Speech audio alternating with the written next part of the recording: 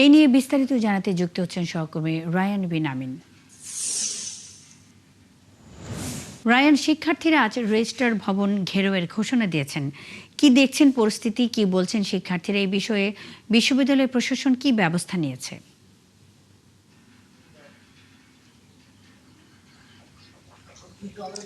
মুন্নি, এখনো পর্যন্ত শিক্ষার্থীরা মাঠে নামেননি। রেজিস্ট্রার ভবনে ঘেরাও গতকালকে তারা দিয়ে গিয়েছিলেন।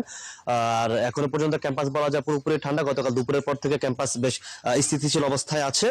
আর গতকালকে বিকেলের শিক্ষার্থীরা অর্থাৎ চলে যাওয়ার পরে, আন্দোলনকারী শিক্ষার্থীরা হলে ফিরে যাওয়ার পর জাকসুর প্রতিনিধিরা কিন্তু উপাচার্যের সাথে দেখা করেছেন। তারা সেখানে দাবি জানিয়েছেন দ্রুত সময়ের মধ্যে এই ধর্ষণ চেষ্টার যে ঘটনা, সেটা বিচার নিশ্চিতের দাবি জানিয়েছেন, আসামি গ্রেফতারের দাবি জানিয়েছেন। পাশাপাশি ক্যাম্পাসের সার্বিক যে নিরাপত্তা, সেই নিরাপত্তা নিশ্চিতের দাবি জানিয়েছেন। না হলে তারাও আন্দোলনের ঘোষণা দিয়েছেন এবং দ্রুত সময়ের মধ্যে, এবং তারা অভিযোগ করেছেন পুলিশ এই আসামিকে ধরতে গাফলতি করছে এবং তদন্ত শুরু করতে গাফলতি করেছে।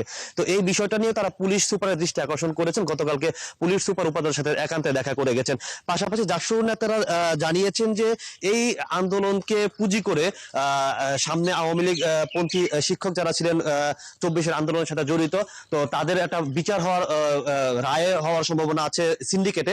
তো এটা নিয়ে আসলে অন্য কোনো পক্ষ সুবিধা নিচ্ছে কিনা বা অন্য কোনো পক্ষ এখানে ষড়যন্ত্র করছে কিনা, সেই বিষয়টি আসলে উপাচার্যের কাছে জাকসু নেতারা দাবি জানিয়েছেন। এবং তারা ক্যাম্পাসকে অস্থিতিশীল করার এই ইয়েকে পুঁজি করে, এই আন্দোলনকে পুঁজি করে তারা নেওয়ার চেষ্টা করছে কিনা, সেই বিষয়টি কিন্তু তারা উপাচার্য এবং বিশ্ববিদ্যালয় প্রশাসনের কাছে দাবি জানিয়েছেন যে দ্রুত সময়ের মধ্যে যাতে এগুলো সমাধান করা হয় এবং শিক্ষার্থীদের মূল যে দাবি, যে বিশ্ববিদ্যালয়ের নিরাপত্তা নিশ্চিত করা, সেই বিষয়টিতে যাতে গুরুত্ব দেওয়া হয়। মুন্নি।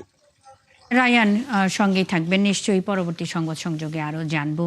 জাহাঙ্গীরনগর বিশ্ববিদ্যালয়ে শিক্ষার্থীকে ধর্ষণ চেষ্টার ঘটনায় জাহাঙ্গীরনগর বিশ্ববিদ্যালয় উত্তাল রয়েছে। এই বিষয়ে শেষ খবর নিয়ে রায়ান বিন আমিন যুক্ত ছিলেন।